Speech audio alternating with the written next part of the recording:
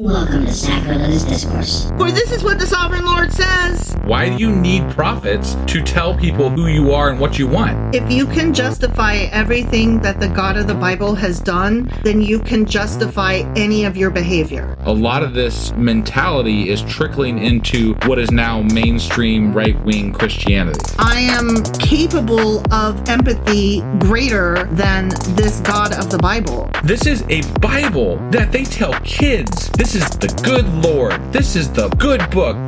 He is fantasizing about murder, mass murder. Head over to sacrilegiousdiscourse.com right now to find out how to leave us a review or support us on Patreon. Husband! Wife! Do you know what we're doing today? No.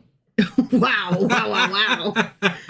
What do we do? Yeah, well, you told me, but for the bit. I already forgot. So yeah. what's going on? What are we doing? How are we podcasting today? What's the thing? Well, we're not reading any Macadoodles. Okay. First or second or otherwise. Right. Okay. It's our Tuesday live. Yeah. If you haven't joined us before on Discord, you should. And more than that, you should stick around for more than like 30 seconds because here's the thing, guys. I'm just going to let you know up front. Every time we get into Discord and do our live, we lose audio. We don't have the audio. It doesn't work. We have to leave and come back. Mm-hmm. And then you have to sit through like a half 20 hour. minutes to a half hour of banter that is mostly inside jokes. Or me telling you what book I read or hate. Yeah. But here's the thing. Or a movie. I have to tell you about a movie. If you do this like twice, 2 to 3 times, you just become part of the crowd and you're like, yeah, I'm in for this. Yeah. And then you make fun of us for doing the things that we do. And then you're in the crowd. You're doing the thing. And then you earn the right to tell me to fuck off. Right. But you got to be here. You got to 5 stay. times. You got to stick it out. You got to troop through. Yeah. Whatever. Push through. You got to push through. You got to be there. Live on Discord every Tuesday at 10 p.m. Eastern. Yeah, do it. Yeah. So anyway. that's what we're doing right now. And I told you that I came across this article that indicated that religion in the world is like on the decline. Yeah. And I found that unrealistic and I was a little skeptical about it. But then after I read the article, I was a little hopeful. Okay. And that seems like something we need in the world today. Good. Yeah, there's not a lot of hope in this world right now. Hope and joy? What? So I kind of want to talk about that article. Okay, sure. You know? Yeah. Well, are you ready to get into this? Sure as fuck am. All right, well, let's do it. Okie dokie.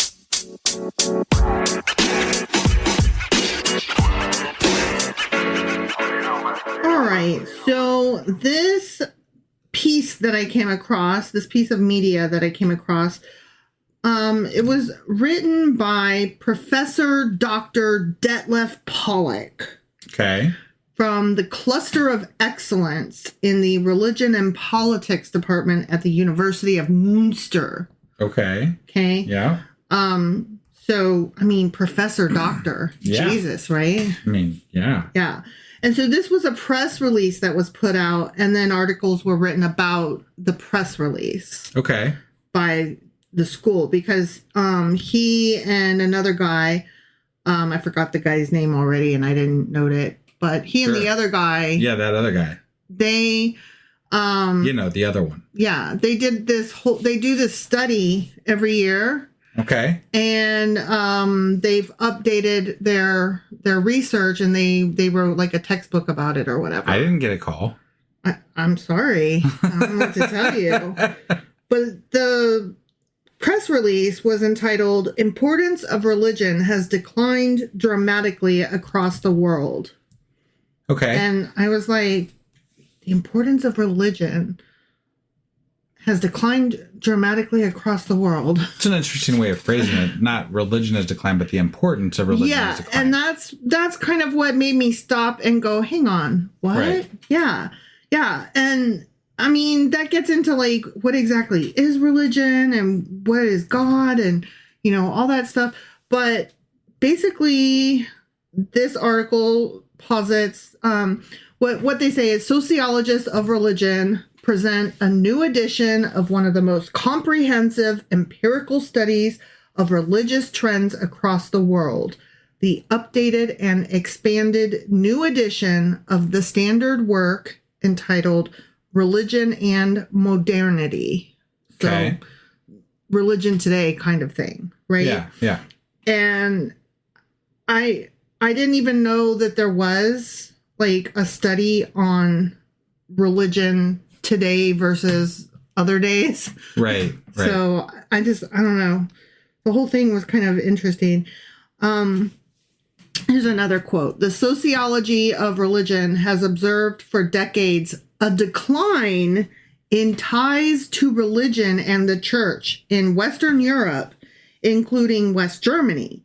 However, the dramatic declines across the world in recent years came as a surprise even to a secular theorist, a secularization theorist like me. It is these trends that the new data in the book show. So that kind of shows that he was being very objective in his studies. Sure. He is a secularization theorist, but he wasn't expecting to find more secularization. Sure. Like, he was surprised by the finding. Right. And I found that kind of comforting, I guess. I guess part of me feels like it's a little bit inevitable. Like, our society is almost too fast paced for a God. And it's like, beyond that, there's so much shit happening, bad things, right? Like, there's so much bad shit that you either have to believe that the world's coming to an end soon because of God, or that there is no God.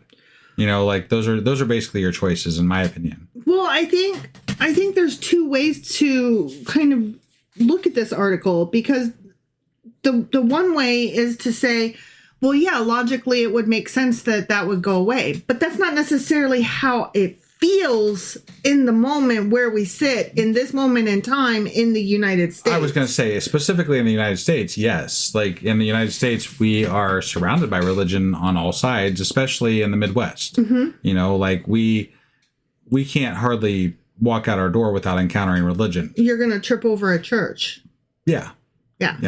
So I guess the knowledge of how it should be versus but how it feels, though, I think that's what was making this article stick out a little bit to me. Like, what do you mean, not that religion is declining, but the importance of religion? And is there a difference between those two? And what do you think and what do you feel about that? Are you asking me, or are you? Sure. Okay. Sure. So I kind of see it as I don't know. I don't really know how I feel about it. Like, I just did a thing on our blog about 1 in 10 people globally. There's a Pew Research study that came out in January, actually, this year. Yeah, I saw that. 1 in 10 have left their childhood religions that are under 55. So, like, the people under 55 are leaving religions that they were a part of, on top of people who are already secular or atheist, right? But I don't know exactly what that means either, right? Because a lot of people are embracing these online churches, and yeah, they left their religion, but are they embracing it there? Are they doing something else? Are they becoming spiritual? Are they leaving their church, or are they leaving their religion? Like, what does that mean exactly? Right. I guess my question, I think the real question will be, are they embracing something more secular, or are they just not have time for it, and they might pick it up later again? Right. You know, like, because this does feel more like we're just in this fast-paced world that I ain't got time for that shit. You know? So, but that's how I feel living here in the Midwest, surrounded by churches. And so again, I don't know that that's a fair perspective. Yeah, no, I totally agree with you. One of the things that the study said was that although there has been an increase over the past 20 years in both the attention that society pays to a religion and in the number of political conflicts with a religious undercurrent, that we cannot ignore the decline in religious ties in many regions of the world, which I found that so, like, the juxtaposition of as religion is declining, the attention that we pay to it is increasing. Right. I did not expect, like, that sentence is like, oh, there it is. Because how can both be true at the same time? Well, I think part of that is that it seems more foreign to a lot of people. Like, oh, we're still talking about that's still a thing. Oh shit, that's causing problems. Damn. And it becomes more of a thing that we have to talk about because it's not just part of as many people's everyday life. You know, you have to explain what this is, why this is happening. Sure. You have to give the backstory. Well, and toward that end, we were recently asked by somebody in Australia why you and I specifically talk about politics so much in our religious podcast or our anti-religion, as some people would call it, podcast. Yeah. However you want to phrase it. Right. And then while I was doing research for this, I came across an article, like it was in the top 5 articles that I came across, actually. So I didn't even barely go spelunking. It was just right up there. There was an attack at a Muslim mosque, I believe, in Australia. Yeah. And so I just found it interesting that, like, right after we had been asked by somebody in Australia, like, why are you always talking about that over there? Like, it seems like religion and politics are separate, and I know they're very separate here in Australia. So what's going on with that? And yet, I think there's a lot of self-sheltering from news that is harmful to your beliefs, right? Like, I don't think that people who are really religious are watching or paying attention as much. Not all of them, but like you're in the US, for example, your evangelical Christians are pretty much watching Fox News, right? Like I'm very much generalizing here, but like Fox News or adjacent. Right. And so they're not going to see the things that are happening to secular Americans, and they're not going to understand how policies that are religiously driven are hurting people that are not of their faith because they're pushing these agendas as a religious group. You know, they're not going to see those things because they only hear the good side of it, and they're like, well, we're just doing good things, and they don't get to ever hear the other side. So they're sheltered from the harms, and they're sheltered from hearing what people in their group did to other people because it's not something that would be promoted as much. You know? It's easy to miss that stuff. Yeah, that's true. Here's another piece from that article. Contrary to what theologians may claim, the validity of secularization theory, which argues that processes of modernization are linked to the decline in the importance of religion in churches, is beyond dispute. And the study explains the decline in the importance of religion by pointing to factors such as growing prosperity, democratization, the expansion of the welfare state, individualization, and cultural pluralization. Sure. So the conditions under which religious belief systems have to prove themselves have changed, which goes to what you were saying. Like, we don't have time for that. Right. I mean, a lot of people are watching TikTok fucking preachers or whatever. Yeah. I wouldn't even call them preachers because half of them aren't ordained. They're just, TikTok, they're personalities. Religious leaders. Personalities. Yeah. Yeah. But the conditions under which religious belief systems have to prove themselves have changed so fundamentally that belief in an afterlife or in God or in the efficacy of religious rituals or in the salutary power of religious institutions, all of this is no longer plausible for many people.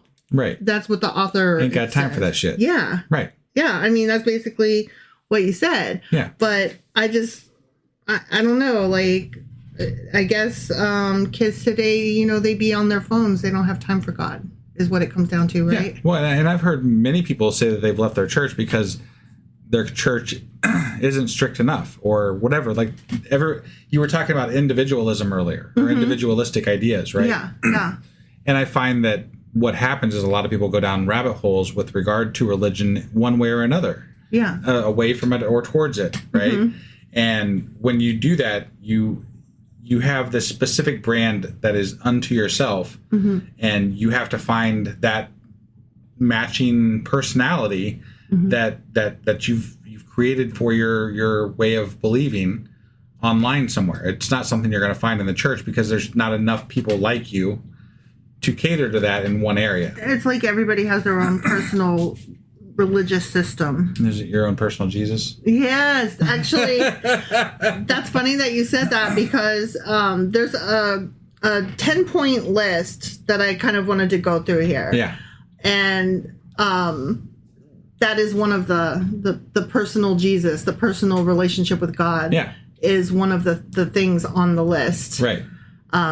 It's one of those things that really bugs me when I'm trying to discuss secularism or atheism with people who are religious online, is that they have an inability to step out of their own little whatever they are. Right? Yeah.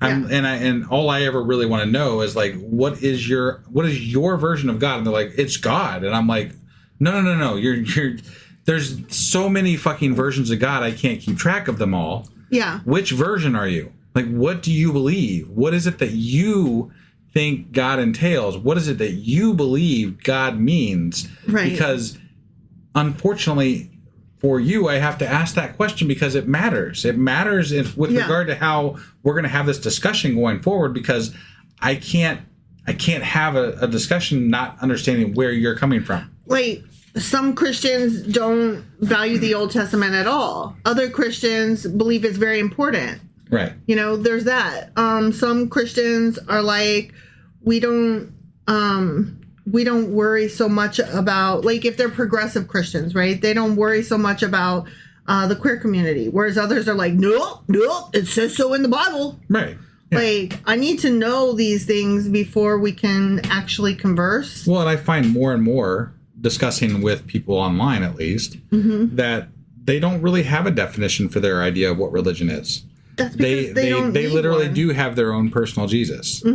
And to define what it is that they believe is almost impossible for me, and is pretty much impossible for them as well. They don't even really understand what they believe because they haven't done the research to understand what they believe. Right. And they've gone down multiple branches of rabbit holes and just discovered this, whatever it is they believe, on their own, and here they are and they exist there, but they can't define it. That, and they think that your questions are antagonistic and that you're just being arbitrary or picky, because those aren't the things that matter to them. Right. So you're like, no, but they do matter to other people, though. They matter to other Christians. I'd like to point out that Fern on our Discord just said that we're conflating belief with religion and God definition. Those aren't the same thing. That is true, but you could have this conversation with many Christians and they wouldn't know the difference between those terms either. Right. So for where we live in the all intents and purposes, it really doesn't matter that those are separate things. Sure. But they are. Fern is right. Yeah. All right, here's the first point on the list of key findings from this study. Okay. When religious identities are linked to political, economic, or national interests, this often helps strengthen religion and the church. And for example, Christianity has risen rapidly among large sections of the population in recent decades, accompanied by an equally marked increase in national pride. Sure. So when, you know, your whole group identity becomes very, you know, tied to the religion. Yeah. Then it increases. It helps. Yeah. Yeah. Yeah. I mean, you're grouping it with something else that everybody wants to feel part of something bigger. Mm-hmm. So like if you can make it part of something bigger, that definitely helps your brand, you know? Yep. So that's what we've seen with MAGA.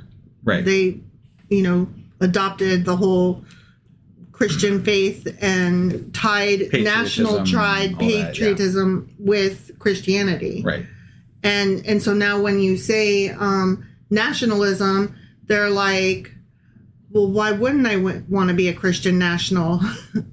And you're like, no, that's not, that you don't understand that term, and that's not a good thing, dum-dum. Well, but from their point of view, it is a good thing. The Christian and being patriotic and nationalistic is like, yeah, I love America and I love being a Christian. You know, those are good things to them. Right. So the second point was religious ties often weaken again once the political, economic, or national goals pursued through religious means have been achieved. Okay. And I was like, what? That's crazy. But it makes sense because like during the 80s and 90s and even the early 2000s, we thought that religion was on the decrease, right? We thought we were moving forward like with science and medicine and technology and stuff, right? It seemed like that's the direction that we were heading, yeah. It seemed like it. Right. And it seemed like and this is still true that like the LGBTQIA plus community was becoming more and more a thing that we could talk about openly, and you know, we're more exposure means more acceptance, that kind of thing. And I think that has happened. Yeah, and well, and that's what I said. You know, that's what I said. Right. So that one is true. That has been a good thing. So maybe liberalism peaked with regard to what we and then now we're like, oh shit. Well, I'll get into why in a minute. But basically, it was the large group felt threatened, you know? Sure. So, yeah. And then the next one, number 3, is if political or other non-religious interests coincide with religious interests, then non-religious interests may absorb the religious, such as Christianity plus MAGA equals nah, dog. So the same reason that, like with point 1, they combined the two. Okay. And that made religion be big. Okay. It can also have the opposite effect, where people who are Christians, they see that nationalism is getting tied up with it, and they're like, ew, that's gross. That's not what I want in my religion. Sure. And so that's why you've seen some churches and some Christians turn away from that. Not as many as we would like.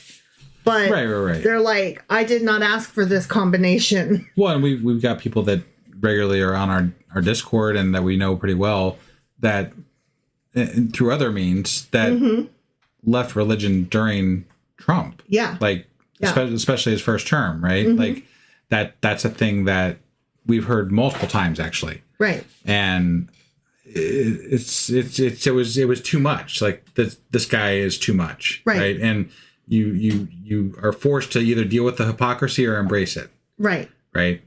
So it can make religion as a whole bigger, but it can make you lose individuals. Right.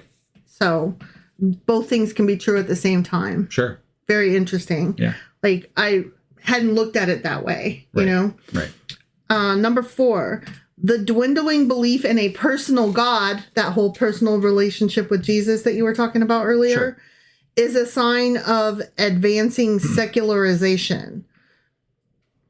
Because each of us has our own personal relationship, so we don't have to worry about like the group think. Well, you just said the dwindling belief in a personal God, so that doesn't the dwindling belief in a personal God is a sign of advancing secularization. Got it. But we were talking about earlier was like the trend towards a more personal God, because people are adapting to being secluded in their beliefs. But it can also lead probably to people shying away from it because they don't care enough, or they do their own research and fall away from it. Right. So yeah. Both of those things could happen. Yeah, it's another case of both true at the same time. Right. P.S. I have a second note on this one. Yeah. The surveys and the studies show that a diversity of spiritual options does not help strengthen faith. So the more ways that you can have that relationship with God or whatever. Okay. That doesn't make there be more religion. That makes there be like. So you're saying that the more churches that are in my town of 1,000 people where I grew up, the less religious we become. That's what this study has found to be true over a large population. I was going to say I didn't find that to be true, but okay. It wouldn't be true in a small population because in a small population, everybody's going to find their own little club. Sure. Even if it's just in school, remember when Kid was in elementary school, there was the white team and the blue team, right? Okay. And they took the first grade class, the entire first grade, and split them into two groups on a rotating schedule. And there was the blue team and the white team. Sure. And even at that, it was competition. You want your own little group. You know what I mean? Yeah. So even in a small town, you're going to have like 1,000 different little churches because we have to belong to a group. Right. Even if it's just that little elementary school, well, the kids in this group are smarter than the other group. Or the kids in this group, they do more sports or they're more artistic or whatever the case may be. I mean, and for example, like when you get to, let's take, Islam, right? Mm-hmm. You get into a Muslim country, they don't have choices there. So they're going to be much more inclined to be religious and be very adamantly religious because that is the religion that they have. Yeah. Right. So definitely in that case, choice solidifies the choice. Right. Right. And when you have more choices, obviously that would cause more splintering and cause. I think what we meant to say was lack of choice solidifies the choice that you make. Yeah. Whereas the more choices that you have, the more splintered you are. Sure. And the more splintered that you are, that's gonna it lends to questioning, it lends to different ideas, it lends to whatever. I mean, especially if you spend the night at your friend's house and you say, hey Mom, can I go to church with Susie on Sunday instead of to our church because they go to a different one and I'm spending the night, can I go to theirs? So okay, so number 5, the more people value self-determination, enjoyment of life, and self-fulfillment, the more distant they are from the churches. Millennials must not believe in any gods. Millennials don't believe in anything. Sorry, that was a bad millennial joke. That was a bad I apologize to all the millennials that listen. Just the one.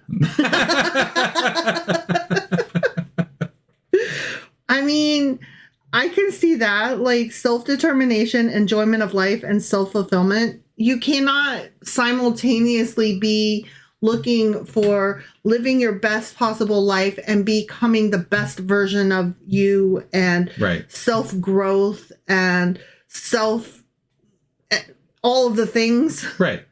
And at the same time, then go to church on Sunday and find out how much you suck and how you're a worm. And well, and more than that, like if you're trying to better yourself, you want to take credit for it, right? Instead of giving it to God. Yeah. Right. And it always bugs me how people will be in a fucking doctor's office or hospital and they're like, thank God I'm better. I'm like, no, thank your fucking doctor that you're better and thank medicine that you're better and thank all the things that got you here that you're better.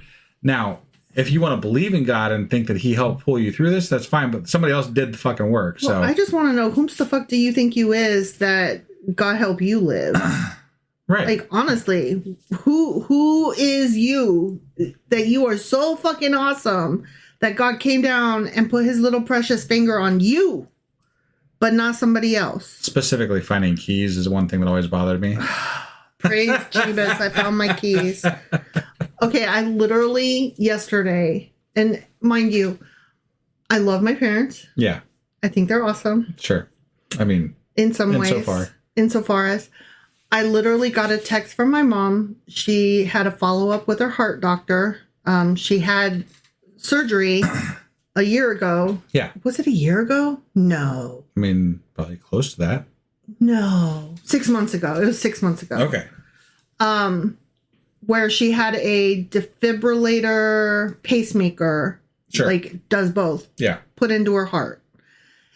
And she just had a checkup. And she literally, you know what? As a matter of fact, I'm going to fucking find the text right now as we are in the middle of this podcast. and I'm going to read you. From the heart doctor, I got this text from my mom. From the heart doctor, heart muscles back to normal. Hope you are well. Woohoo! Thank you, Jesus. I'm like, why are you thinking Jesus and not your heart doctor? I guess I have a hard time with that type of mentality because, you know, like I look at the world, right? And I see things like Palestine, right? And I'm like, you think you're more important than an entire group, an entire people. Like, mind you, wow. Her doctor is Muslim. Sure. That makes it even more like, what? Thank you, Jesus, for helping this Muslim doctor save precious me. I don't know why he chose me to live. I must be so fucking awesome. Yeah. And all of the people around the world that died today, well, I guess they just aren't as awesome.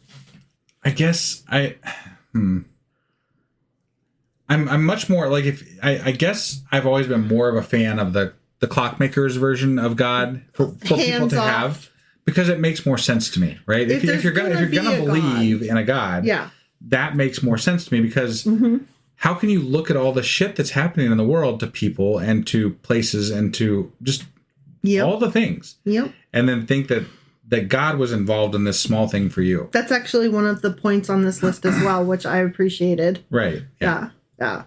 Number 6, the more opportunities. I felt like this was very related to the one we just read. Self-determination, enjoyment of life, and self-fulfillment. Yeah. Number 6 is the more opportunities there are for self-realization in work and leisure, the more attention shifts from religious to secular practices. It kind of feels like an extension of the same thing. Yeah. But there was an extra note. Because with their wide range of cultural, entertainment, and leisure activities, modern societies offer a range of alternatives to religious lifestyles, or quote-unquote distractions such as work, family, friendship, entertainment, and consumerism. Yeah. Like, I mean, it goes back to what you said early on. We be too busy. Right. We got shit to worry about, people to take care of, stuff to do, things to buy, Chinese food to order, right? You know, classes to take, you know, art to paint, right, books to read, work to get to in the morning, sure, cars to fix, right, all the things, yeah. So I don't know. I'm just like, I'm so glad my mom is doing well. I'm so glad that her heart muscles are coming together nicely and that she is in good health. I really am. I don't want it to sound like I'm not glad of that. I am very glad of that. Well, I don't want to take away from people who think that they want to thank God, right? But at the same time, I just can't understand it, because why? Again, it's the scale, right? Like, how is it that what are you thanking God for? Like, that's what I don't understand. Like, because if you're thanking God for pulling through, then is the implication that's like, I just don't understand, because like the implication is that God had something to do with it, right? Or God has a plan. But if God has a plan, then part of God's plan is to kill all the Palestinian children and women. And what? Like, why? I just don't understand how that's part of a plan. Right. So I'm not trying to diminish, like, I understand why people thank God, right? And I'm not saying that I don't understand the want to do that if you are religious. Where does gratitude for what happened and yay, let's celebrate that I'm alive, where does that cross over into, and instead of thinking the person that had a hand in it, the doctor and all the medical staff, I'm saying that God did that. Right. Like, whoa. Hold on. What? Let's just celebrate that you're alive and doing well. I'm grateful for that. Yeah. I don't need to be grateful to anything more than the advances in medicine and the people who made that happen. Right. You know? Yeah. Because her heart doctor is awesome. I've met the guy. I've had multiple conversations with him. He's a great guy. Yeah. And I'm so grateful that he helped my mom. And before the surgery, my mom and dad asked if they could pray with him, and he was like not even taken aback at all. He was like, "Of course." No, and I you know what? I would do the same thing, right? Of course. Being an atheist, I would. Like, Yeah. I would never be that person that's like, "Oh no, I'm not going to do I'm that." an atheist. I can't pray with Right. you, even though you're about to go into a surgery and could die, right? Like, Right? Yeah. They're going to be touching the inside I'll of your suck up fucking my heart. pride. I'll suck up my pride for you in that moment. You Yeah. know, like that's a thing that I will do. But that's a kindness that you're doing because you care about the other person's feelings. Absolutely. Yeah. And then, this doctor, he is so kind. Like, the prayer that he did with them, it was so nice. Yeah. Like, he actually led the prayer for them. Huh. And it brought me to tears. Like, it was, he was just like, please give strength and wisdom to my hands to help this woman and her heart be, I forget what all it was, but Sure. it was like, it was humble, and it was perfect for bridging the difference between the difference and the sameness in their two faiths. Yeah. And it was a beautiful moment for me as an atheist to see these two people from different faiths together, and to see that, in this one moment they were celebrating the same God. Like, that was such a beautiful spiritual moment. Sure. And I really appreciated it. As an atheist, even, I can appreciate that, Right. I'm not blind to humanity, to the beauty in humanity. Right. And that's what that was. But I don't know where I was going with all that. Sure. But Sure. anyway, he's awesome and my mom is silly. The end. But her heart's in good shape. So, we're good. Yeah. All right. Number 7. The differentiation of society generally has a negative effect on religiosity, but can also strengthen religious plurality in specific areas. Okay. Differentiation of society, meaning like naming all the different groups that we are, like Right. all the different labels, Sure. all the different groups that might be persecuted. Right? Sure. Is where that was going. Yeah. Naming all of the different groups has a negative effect on religiosity because, like, let's think, for example, the LGBTQIA group, right? Yeah. Like, If you're around them all the time, it's not going to be as easy to hate them. well, not only that, but as we name different groups and we say, hey, that group is being persecuted, then they gain more recognition as a people who exist. Right. And as a people who deserve the same rights and humanity as any other group. Right. You're forced to face it and deal with it as a society. Mm-hmm. So I just, like, it's like you can know this is true, but the phrasing of it I found so, like, question, it made me think. Yeah. The differentiation of society generally has a negative effect on religiosity, but can also strengthen religious plurality in specific areas. So as these different groups, for example, again, LGBTQIA, gains its notoriety or gains recognition as a people who deserve human rights like anybody else, religiosity can push back. Sure. And be like, the hell you say, fuck queer folk, which is, Something that's bad and happening wrong. right now. Yeah. Yeah. Right. Yeah. And also fuck those religious people Yeah. who say that. Well, yeah. Just to be clear. Obviously. For any new listeners, Yeah. That's not what we think. No. We love our queer listeners. And yeah. Yes. Sorry. I don't know where I was going with that either. I think I'm headed towards the end of my thinky bits. Okay. So then number 8, external religious coercion through institutional rules and community expectations stops people internalizing religious ideas and practices. Say that one more time. External religious coercion through institutional rules and community expectations stops people internalizing religious ideas and practices. And that kind of goes with what you were saying, where people who, like, they're just going through the motions. They call themselves Christians because they go to church every Sunday and they do all the things. They're doing all the things so they don't internalize their faith. Right. You know? Sure.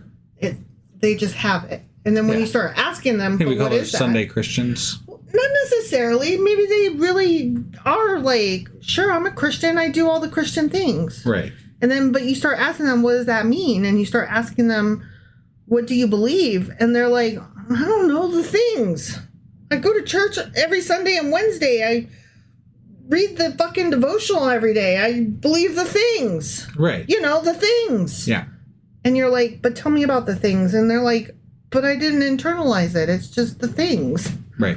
I don't know. It's a practice, not a choice. Sure. You know? Yeah. Like, I just do it by rote. I don't know. Yeah. And it's like, so you have no interest in it then. Yeah. I think that's what always kills me. The people that, like, they call themselves Christian, but they don't actually do any of the parts that show that they have an interest in it. Whereas I have an interest in everything. So I'm like signed up for all of these different online class things where I read so much different stuff. Like, I want to learn everything about everything. Yeah, I'm. Yeah. Why? I don't quite. I mean, I do understand because most people just don't have time for that shit, right? Like, they're not going to have time to study the Bible. They're just taking it this is the through most tradition and through their life. You would tell me this is the most important factor of who you are. Right. And you don't have time? No, to learn everything you can about it? You know I agree with you. I've railed against this a couple of times in the past, I'm sure. And it's one of those things where I kind of see both sides also, because they've grown up with it, and they can't see their way out of it, so they're just in it, you know, like there's no way to get out of it. No, I see that, but then when I ask, you know, questions about it, and they're like, like, why doesn't the light bulb go off, and why don't they start thinking, oh, you're right? Well, think of how much is involved in leaving that religion. You've grown up in that religion. You're still in that religion. All your friends and family are in that religion. Like, it's very difficult. I'm not telling anybody to leave their religion. I'm just saying this is the most important part of your identity. You should know more. Why aren't you interested in knowing more? And now that I've asked that question, what are you going to do about it? Are you going to learn more? Or are you going to even ask yourself, like, maybe I don't like this. Maybe I never even thought about it. Well, but, like, gravity is really important to us, right? We don't know everything about it. I don't walk around with it as an identity on my fucking t-shirt. But I'm just saying. I don't go knocking on doors saying, have you been gravitated? I'm just saying that they take it for granted as something that exists, much like we take for granted that gravity exists. But clearly they don't take it for granted if they wear it around their fucking neck as a reminder and a signal. And if they go buy stickers for their car, and if they give up money out of their budget, and if they go knocking on doors, they don't take it for granted if they're trying to get other people to join their club. Right. If they feel threatened, they're not taking it for granted. Yeah. You can't have it both ways, is what I'm saying. I understand that it's never occurred to you before because you grew up in it. I grant you that, okay? Yeah. You've never been asked before these questions, and it's never even entered your little brain, right? Sure. I get it. Brand new conversation, right? So now I'm asking you, Christianity is the most important part of who you are. It's your entire identity is wrapped up in it, right? Right. So now that I've asked you, are you like totally and completely fucking like, wow, I am interested in learning more? You know what the answer is? No. You know how I know that? Because I asked my mom, like, there's these different classes, the Great Courses, for example, has these how to understand the Old Testament, or how to understand the New Testament, or sure. You know, Rome during the whatever blah blah blah, when fucking religion, Christianity, like all of the different history things, right? Yeah. And I'm like telling my mom, hey, you can sign up for these for free through the library, blah, blah, blah. And then you can, you know, watch these. And she's like, and it wasn't just like this particular class or whatever. I was like, well, would you be interested if it was a different program? Not really. And I'm like, you're not interested in anything that says how to understand the Old Testament better? Not really. Okay, but you're talking about your parents who shopped for a church to find one that was based around the same opinions that they had, on what religion should be. So they found a church that matches what they wanted. They were looking for a reason to be able to... Oh, they're back in a brick and mortar church now. You told me that, actually, yeah. Because they wanted people, right? Yeah, they missed people. But part of that, for some... I think some people, and I'm not saying even the majority of people, but some people want to be able to have their ideas and just feel comfortable in them, right? They just want these things to be true, and so they go find somebody that tells them they're true. And then as long as that person keeps telling them it's true, they're fine, they're happy, and yay God. I guess I just cannot understand something being so part of my identity and then not wanting to learn everything I possibly can about it. That doesn't track for me. I agree with you. The answer wasn't no, because I'm already studying these other things over here. It wasn't I'm interested in learning, yes, but I'm doing these things already. It was, nah, I'm not really interested in learning anything more than what I already fucking know. And it's like, oh, so you're not fucking that interested. So it's really more about the appearance of it being part of your identity.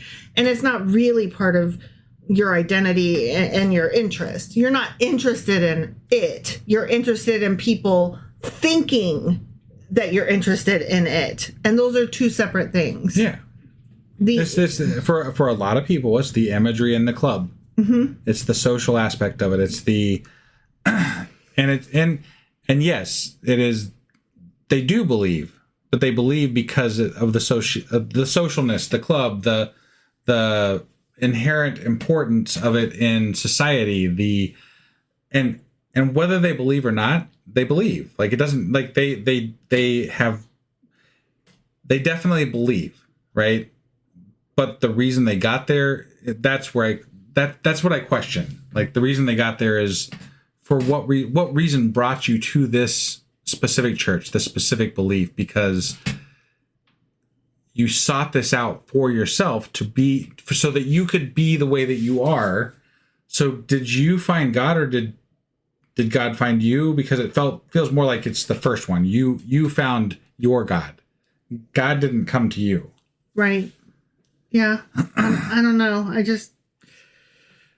I find it's their personal Jesus. It's very annoying is what it is. It's very annoying because there are a lot of ways that I identify as, and I try to seek information about those things because I'm interested in them. Yeah. There's a reason that I identify as them. You know, sure. I identify as a writer, a person who writes words. Therefore, I try to learn all the different ways of writing and reading and books and the written word and oral history, you know, all the things. Right. And I said oral history. I know somebody in the Discord is about to go to town on that. Okay, number 9.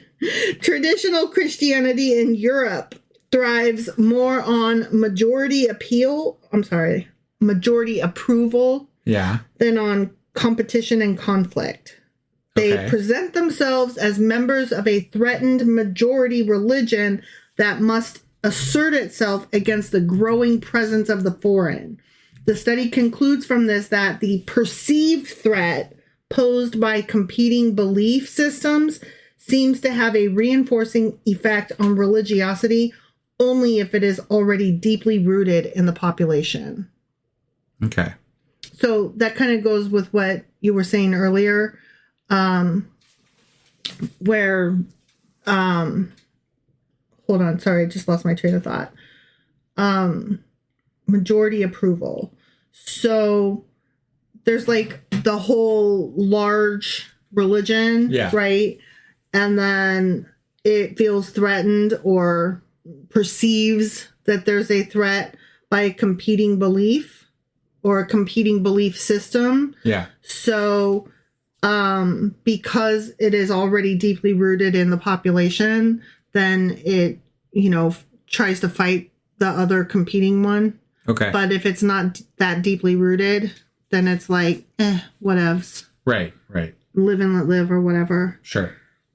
But I like the part where it says they present themselves as members of a threatened majority religion that must assert itself against the growing presence of the foreign. Like, that's exactly where the U.S. is at currently. Yeah. They're like, only Christian. The United States is Christian. It's a Christian nation built on Christian principles. Well, the media is playing into that. Oh, yeah. That definitely. fear, that the fear of dwindling the other. sense that your religion, your identity as white Christian Americans is dwindling rapidly because of this secular and this liberal group over here. And so they're using that as a reason to enforce religion and revamp religion and bring it back, because you got to fight. You got to fight hard to keep what we have, Yeah. Yeah. And I'm like, you could just believe whatever you want to believe over there, and we'll believe whatever we want to believe, and we can just all be cool, Like, live and let live. Let's just be chill, man. We could just live and let live. Yeah, that'd be nice. We could just, you leave me alone. We could just, you don't put your religious laws on me. Right. We could just, I could have an abortion or be gay if I want to. Right. That would be cool. Yeah. I could just be involved with a person who isn't white if I want to. Speaking of which, I was at the gas station today. Yeah. I hadn't told you this story yet. No, that's why I'm like, Right. Yeah. how is this relevant? So Okay. I was at the gas station and I noticed this Vietnam vet guy wearing a hat. Looked a little sour, like he wasn't real happy. He sounded, and then there was this couple, this black man and white woman that were in the store. Okay. And the black guy was walking around saying, "Good morning" to everybody, just being real cheerful, real nice. Really great guy. Like, I had a small conversation with him. There was a couple other people I had a small conversation with. He's just really excited to be there and whatever. And I'm like, that guy's kind of cool. Well, both the Vietnam vet and this couple were up at the register at the same time. And the white Vietnam vet guy just kind of stared at them the whole time with a glower. And I'm like, that seems like it's going in the wrong direction over here. And then on my way out, they both were kind of leaving at the same time, and they had parked right next to each other.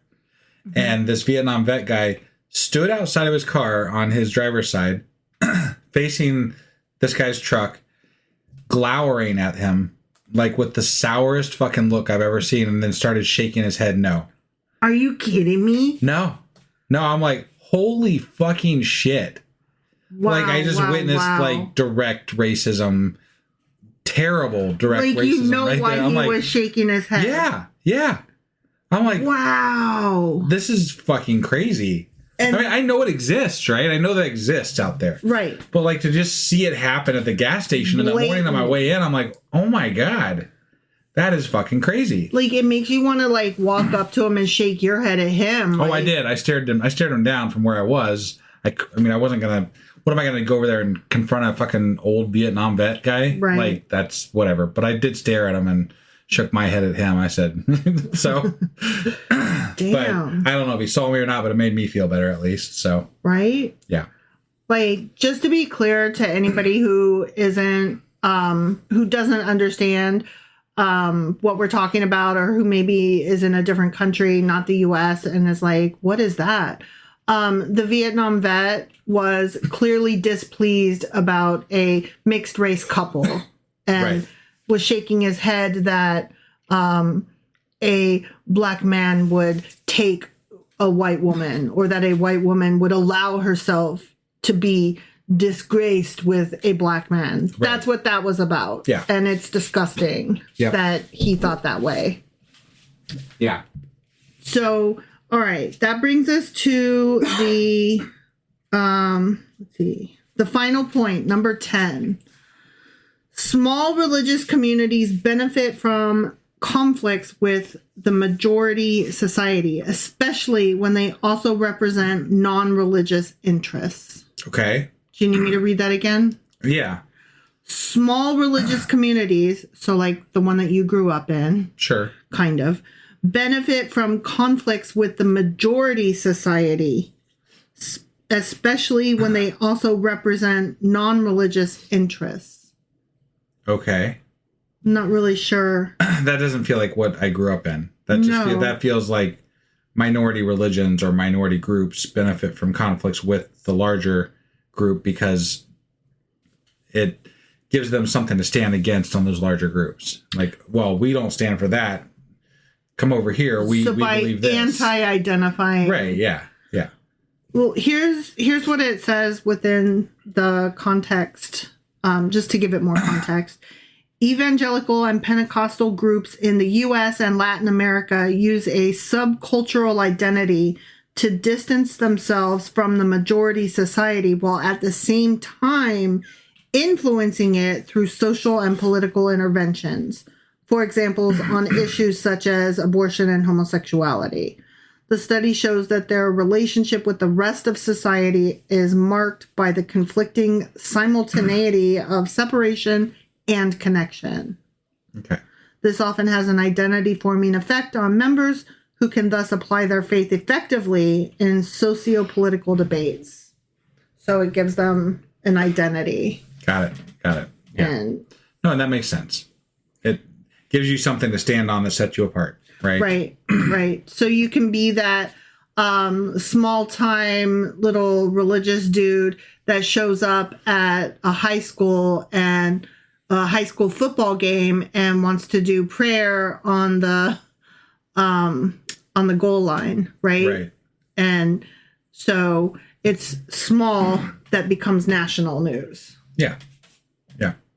Is what that story is. Yeah, and because you're willing to take your religion that far, you make national news, and you also come across as like the way it comes across is I'm more religious than like you. You should be shamed about how unreligious you are because I'm so religious. I'm doing this. I'm devout hippopotamus. Right. Right.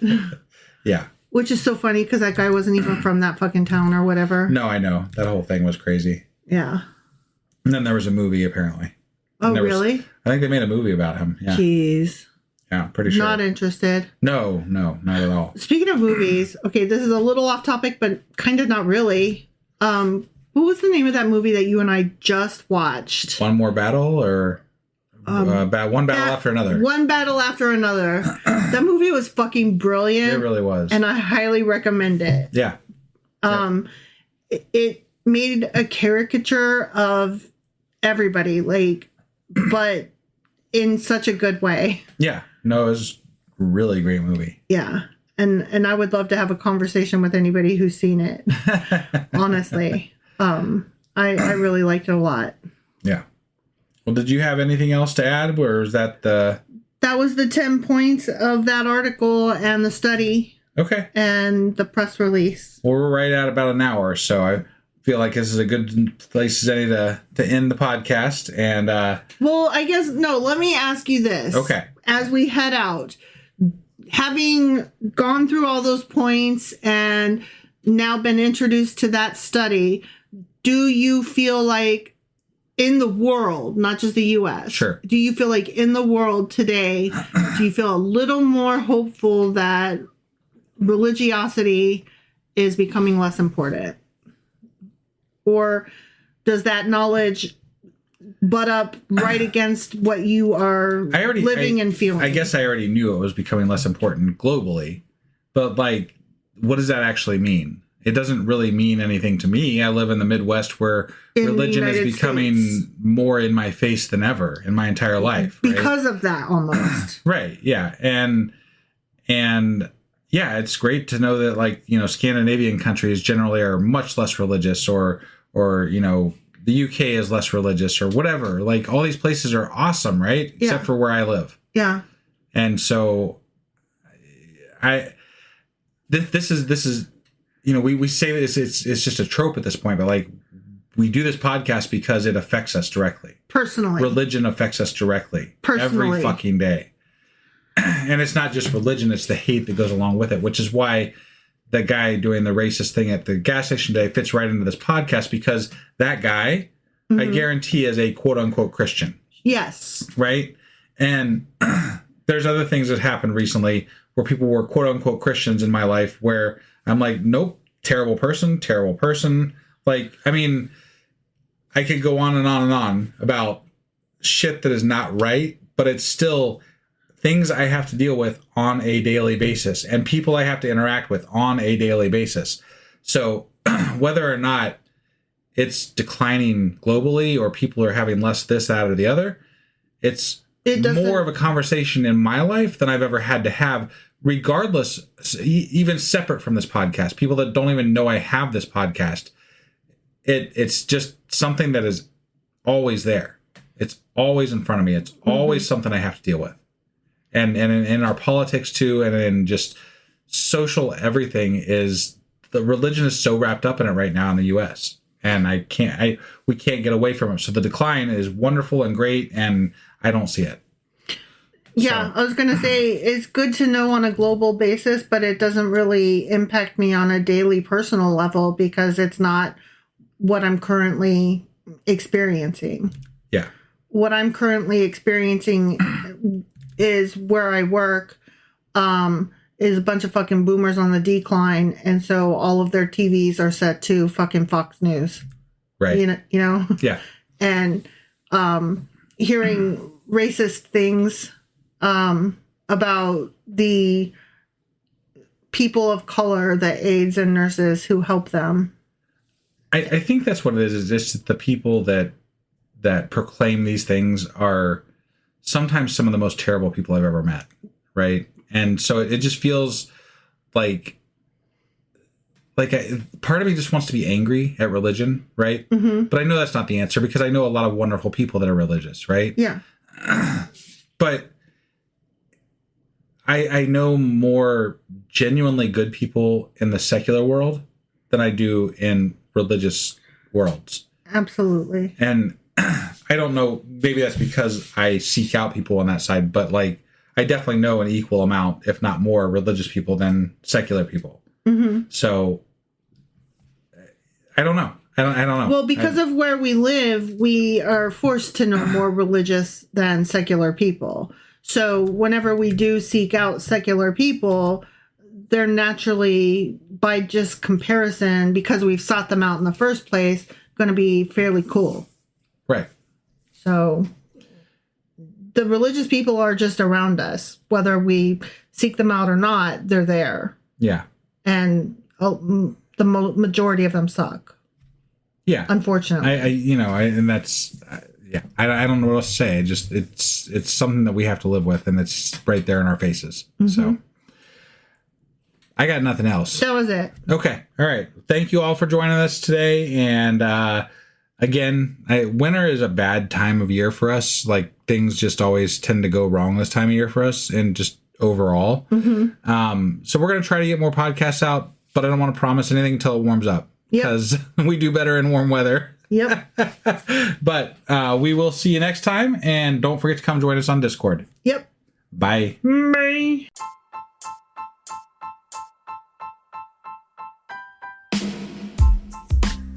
Hey, wife, I guess that's the end? But husband, that's just sad. It doesn't have to be. We are on lots of social media platforms like Twitter. Our handle there is sacrilegious_D. For D's nuts. Oh my God. Stop doing that. Anyway, we're also on Facebook, Instagram, and Pinterest. There's a link to all of our social media sites at our website. Ooh, we have a website? Yeah, it's sacrilegiousdiscourse.com, where you can also find a link to our merch shop. We have a merch shop? Yep. We have podcast-themed clothing, mugs, notebooks, and more, as well as an atheist and science-themed products. Wow, our fans should really go check that out right now. Definitely. They can get in touch with us by sending an email to sacrilegiousdiscourse@gmail.com. But before they do that, we could really use some help. Oh yeah? With what? Well, it's not free running the podcast, and we need some financial support in order to get better equipment, which will free up time so we can concentrate on our podcast and our fans. Okay, so what should they do? Head over to patreon.com/sacrilegiousdiscourse and sign up as a contributor on our podcast. Supporters there receive additional bi-weekly episodes that we record just for our Patreon members for as little as $2 a month. Also, we'd really appreciate it if you would like and subscribe on whatever platform you're using. And Apple Podcast reviews help us out tremendously. Like and subscribe, leave an Apple review, join us on Twitter, support us on Patreon. That's a lot of instructions. Don't forget to say thanks. Thanks. Okay, bye.